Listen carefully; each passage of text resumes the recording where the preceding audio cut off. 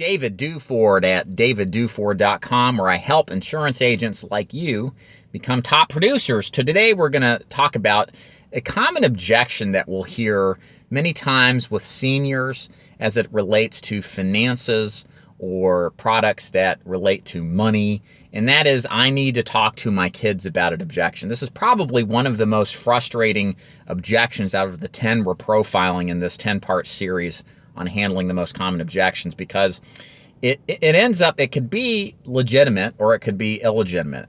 But what it presents to the salesperson is an obstacle that wasn't necessarily known prior to that may need to be overcome in order to do business. So what I'm going to describe to you is how I would handle this in a life insurance sales situation. So there's really two different ways that I do this. The first is I put the person on the spot and I say, that's fine. If you need to talk to your kids, that's totally fine. Why don't we go ahead and call them up on the phone now and see what they think about this and would like to proceed. Now, out of the thousands of sales presentations where I've done this, how many times does this actually work?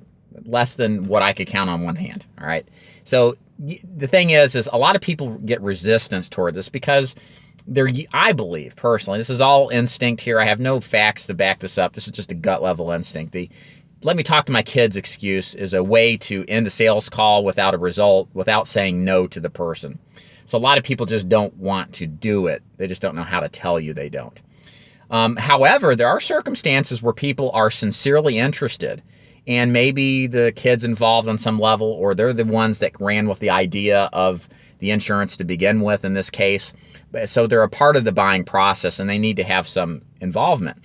So what I'll say, if I'm in the home and there's no kids involved and the kids can't pick up, I basically do how can you call this?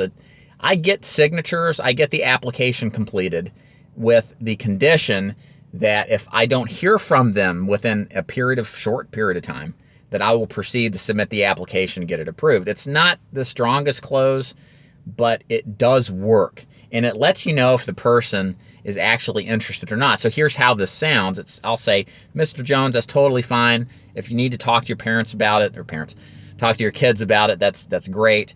So here's my proposition. I'm extremely busy. I travel 2-hour radius around where I live in Chattanooga, and I cannot come back for another call if this is something you're interested in. So here's my proposition, though. If you have to talk to your kids, I completely respect that. So here's how we can handle this, where it can be a mutually good deal for both of us. But I only want to do this, Mr. Prospect, if this makes sense for you. So here's what I'm saying. Let's go ahead and complete the paperwork. Go ahead and sign everything. Let's get you approved, because I don't even know if I can get you approved. If I leave today and you tell your kids you got this price and coverage, it may not go through. Let's get you approved today. Let's get everything taken care of as if we're going to take the policy out 100% sure. And then if I don't hear from you, it's Wednesday today. If I don't hear from you by Friday morning at 12 o'clock at lunchtime, I will submit the application in, and that will be my green flag that you want to proceed and take the policy out. Does that sound like a fair deal to you? So what this does, this is a reasonable compromise with your prospect. You've spent your time in the prospect's home. You've spent your time educating them, showing them how it works, giving them good information. They've agreed to everything up to this point except this, I need the tacit approval for my kids. So this saves you a second trip. It gets everything completed. It makes a one-call close out of this as best as possible, and at least leaves you with the best opportunity to actually keep the deal. Whereas if you leave and then come back at a later date, you may not ever get back in. So what this does, in my experience, and this is my rebuttal of choice, is it tells me one of two things. One, if they proceed, I know that they're serious and they're not making up this objection.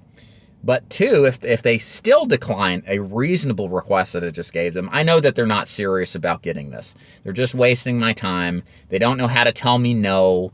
And they're just trying to figure out how to end this without being too uncomfortable. And let's face it, sometimes a maybe is a no, all right? And it's hard to get no's out of people who don't want to upset people because they avoid conflict. That's how a lot of people are. We just have to flow with it. So that's how you handle the I need to talk to my kids objection. If you like this video, please thumbs it up and subscribe to this channel. Leave a comment below if you have some follow-up to this objection. And make sure you check out my website, davidduford.com, to learn how to join my insurance agency to sell products like final expense, mortgage protection, What else do I sell? Annuity and Medicare supplement. David Duford, logging out. Thanks.